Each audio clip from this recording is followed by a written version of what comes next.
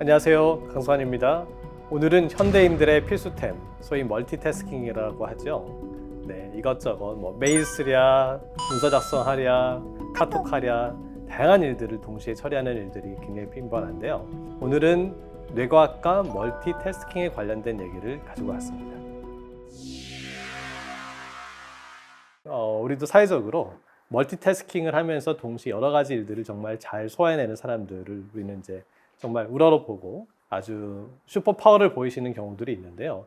사실 그런 어떤 측면들도 있지만은 이 멀티태스킹이 굉장히 이제 뇌를 과로하게 하고 또 그런 것들이 반복되다 보면 소위 말해서 이제 번아웃이 오는 그런 경우들이 생길 수도 있습니다. 사실 이제 컴퓨터도 사람의 그 뇌 연산작용들을 끊임없이 모방하면서 진화를 해왔습니다.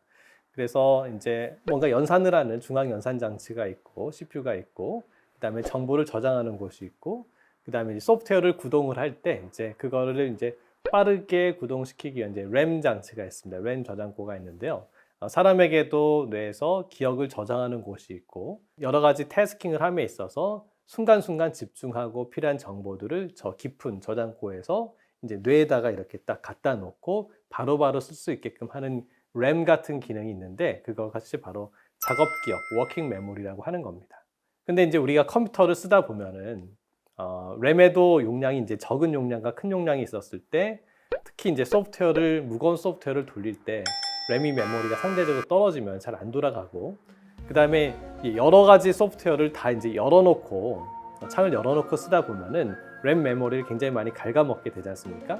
그리고 그것이 이제 재부팅을 하지 않고 계속 그렇게 이제 쓰다 보면은 점점 컴퓨터가 느려지고 다운되는 현상들이 생기죠.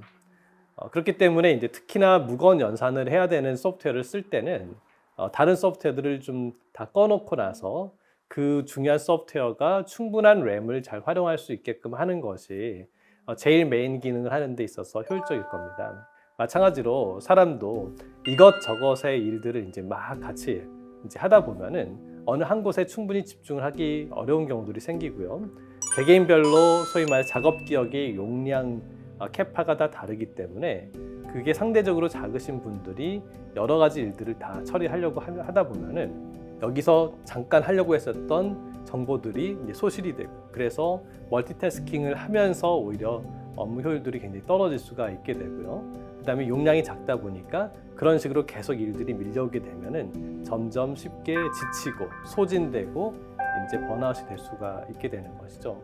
반면에 이제 이 워킹 메모리 용량이 좀 충분하고 잘 훈련이 돼서 용량도 크고 그다음에 이것을 효율적으로 쓸 수 있는 훈련이 잘 된 분들은 이제 여러 가지 크고 작은 중요하고 급한 것들에 대한 것들을 빠르게 처리함으로써 굉장히 여러 가지 일들을 또 잘 처리할 수 있는 그런 능력자가 또 계시죠.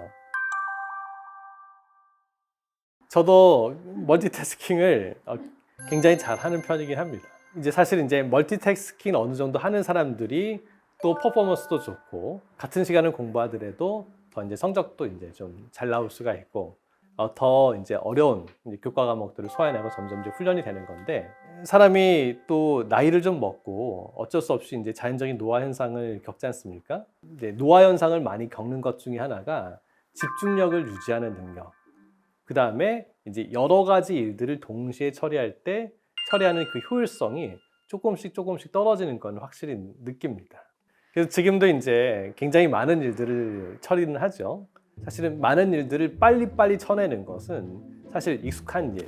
그래서 심각하게 집중하거나 고민하지 않아도 바로바로 사실은 처리하거나 의사결정할 수 있는 일들은 바로바로 이제 인스턴트식으로 대응을 할 수 있지만 정말 신중하게 생각을 해서 이렇게 했을 때는 어떤 일이 생길 수 있을지 이렇게 결정을 했을 때 어떻게 할지에 대한 여러 가지 미래에 대한 예측에 대한 것들을 다양한 변수를 고민하고 할 때는 그때는 이제 이 워킹 메모리야 뇌 램이 굉장히 많이 필요하기 때문에 사실은 그럴 때는 중요한 의사결정을 잠시 보류하는 게 좋고요. 충분히 내가 집중하고 여러 가지 것들의 경우의 수를 예측하고 그 결과를 시뮬레이션하고 모니터링할 수 있는 그런 컨디션이 됐을 때 의사결정과 판단을 내는 것이 굉장히 중요하겠죠. 일상생활하면서 우리는 너무 많은 멀티태스킹에 노출이 되어 있어요. 그래서 뭘 하다 보면은 계속 스마트폰에서 알림이 울리고 창에서도 카톡이 울리고 이런 회의가 오고 뭐 이메일도 오고 자기가 어떤 하나를 집중적으로 이렇게 진득하니 몰입하기 굉장히 어려운 환경성에 노출이 돼 있고 그러다 보니까는 사람의 이 램 용량은 한계가 있고 그것을 실행하기 위한 신경 전달 물질도 다 한계가 있는데 그거를 조금씩 이렇게 저렇게 그냥 소진하다 보면은 정작에 자기가 집중을 하고 자기가 성과를 내야 되는 중요한 업무에 있어서 이것이 계속 우선 뒤로 밀린다든지 지연된다든지 중요한 의사결정을 잘 못한다든지 하는 그런 문제들이 생길 수가 있죠. 그래서 어떤 그것이 뇌에 어떤 구조적인 치명적인 손상을 준다기보다 정말로 중요한 것을 성과를 내야 될 때, 중요한 의사결정을 해야 될 때 자꾸 이제 타이밍을 놓치게 되는 그런 이제 문제가 생길 수가 있죠.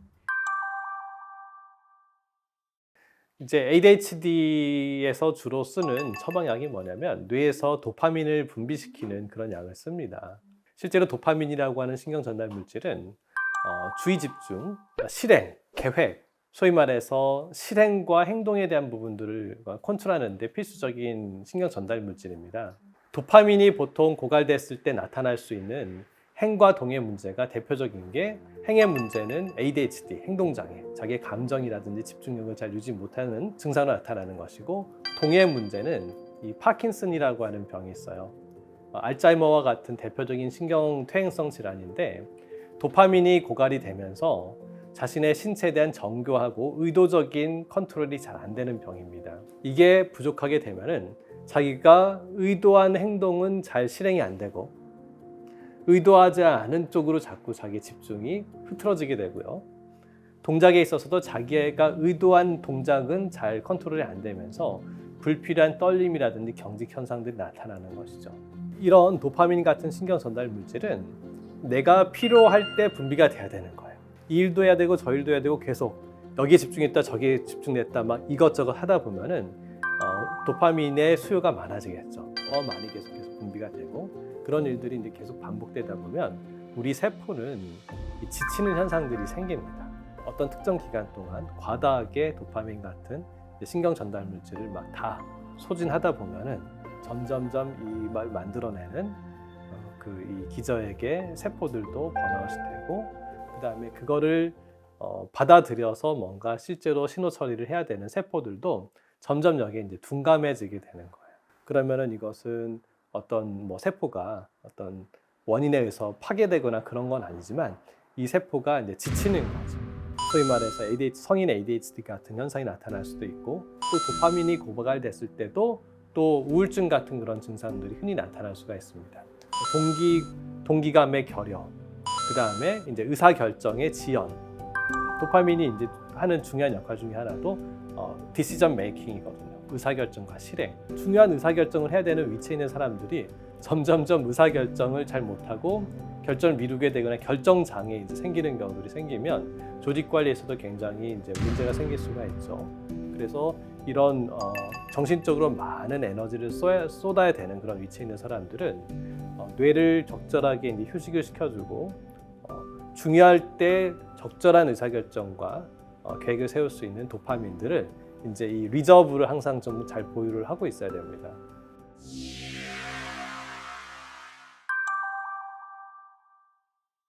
이제 대부분의 사람들은 뭔가를 잊기 위해서 어딘가에 몰입하려고 하죠. 예를 들어서 낮에 이제 뭐 스트레스가 많이 쌓였다 그러면은 저녁에는 잡담을 한다든지 수다를 떤다든지 아니면 노래방에서 노래를 부른다든지 영화를 본다든지 술을 마신다든지 다른 불로 이제 끄는. 하지만 이제 그런 과정에 있어서 어느 정도의 릴렉스는 될 수 있을지 모르겠지만 브레인의 램을 이제 완전히 리셋시키는 그런 효과를 얻기는 어렵습니다. 그래서 이제 보통은 이제 일반 사람들이 제일 많이 하는 거는 이제 좀 자는 거죠. 한번 만땅이 됐어. 그러면 이제 푹 숙면을 취해주면은 훨씬 더 활기를 이제 얻을 수가 있는데 뇌가 이제 막 뭐가 많이 가득 차 있는 상태에서 바로 숙면을 이제 취하기가 쉽지가 않아요. 그래서 사실 이제 그럴 때 필요한 게 또 명상이거든요. 한번 깊은 이제 숙면에 들어가기 전에 이제 고요한 속에서 뇌를 한번 자기가 꺼주는 훈련을 하는 겁니다. 이런 것은 사실은 이제 꼭 하루 일과를 다 마무리하는 마지막에 할 필요도 없이 중간중간에 이제 업무 중간중간에라도 잠깐씩이라도 자기 어떤 감정이라든지 생각이라든지 어떤 의도를 한번 딱 잠깐씩 끊어주는 리셋하는 이제 훈련들을 해주게 되면은 굉장히 사실은 뇌를 쓰는데 효율적이 될 수가 있죠. 이제 직장에 나가거나 하다 보면 어제 진행됐던 일들이 오늘 또 이제 오게 되고 또 내일 진행이 되고 이런 일들이 많잖아요. 그랬을 때 거기에 대해서 내가 한 번씩 이렇게 좀 끊어주고 거기에 대해서 생각의 그 관점을 조금씩 계속 나날이 이렇게 새롭게 하다 보면은 상황이 크게 안 바뀌었어도 그걸 바라보는 이제 내가 조금씩 바뀌어가면서 이제 인터랙티브한 상황 속에서 이제 이전과 조금씩 다른 이제 패턴으로 이제 바꿀 수가 있는 거고 어떤 똑같은 상황에서도 내 생각이나 감정으로부터 나를 이제 분리시키고 그걸 한 번씩 꺼트리거나 시켜주는 그런 것들도 이제 일종의 이제 훈련과 연습이 필요한 거예요. 여기 반복되면 그런 것들이 이제 좀 더 숙련이 될 수가 있죠.